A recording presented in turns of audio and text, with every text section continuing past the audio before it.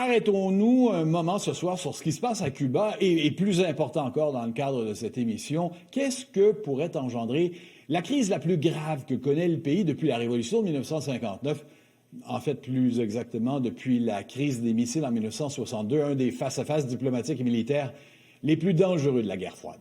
Vous savez peut-être, là, si vous aviez des projets de vacances là-bas, qu'Air Canada, WestJet, Air Transat, Sunwing ont suspendu hier leur vol à destination de l'île communiste en raison d'une pénurie continue de carburant. Cette crise énergétique qui affectait déjà le quotidien des Cubains s'est aggravée avec l'étranglement énergétique imposé par les États-Unis. Après la capture du président vénézuélien Nicolás Maduro en début d'année, Donald Trump a annoncé sur les médias sociaux qu'il faisait stopper les exportations de pétrole vénézuélien vers Cuba, encourageant les dirigeants cubains à conclure un accord avant qu'il ne soit trop tard, écrivait-il en majuscules.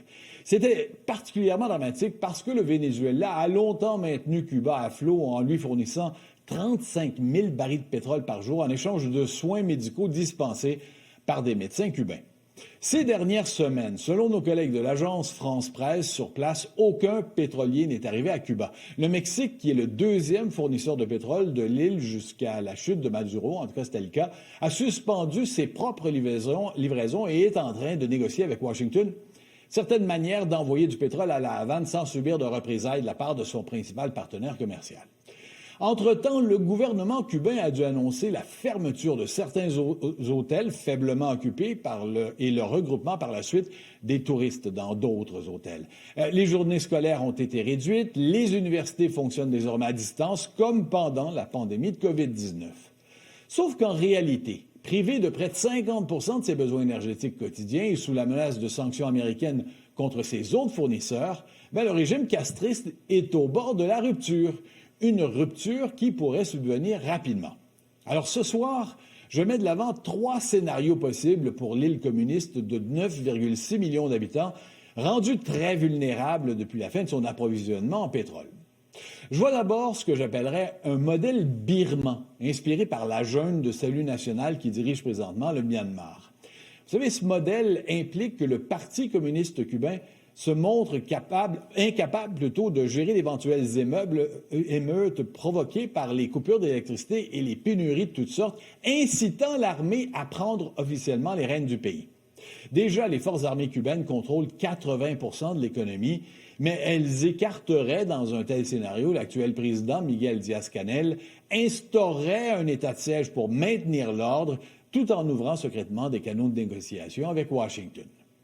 Ce que ça pourrait donner, c'est une sorte de libéralisation économique à la chinoise, donc sans ouverture politique, mais une stabilité qu'apprécieraient certainement les États-Unis. L'autre scénario que j'entrevois, c'est une sorte de printemps cubain, comme on a assisté au printemps arabe au début des années 2010.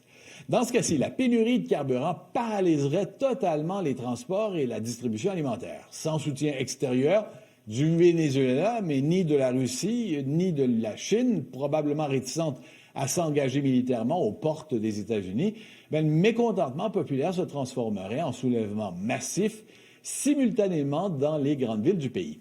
Contrairement au mouvement de protestation de juillet 2021, les forces de l'ordre, elles-mêmes affamées et sans carburant pour leurs véhicules, refuseraient de réprimer les manifestants ou feraient carrément défection. Les conséquences de ce scénario sont plus inquiétantes parce qu'une chute brutale du régime castriste engendrerait un vide de pouvoir dangereux. Avec personne véritablement capable de rapidement améliorer le sort des Cubains, on pourrait assister à un mouvement migratoire, mais massif vers la Floride, poussant possiblement les États-Unis à intervenir directement pour stabiliser l'île.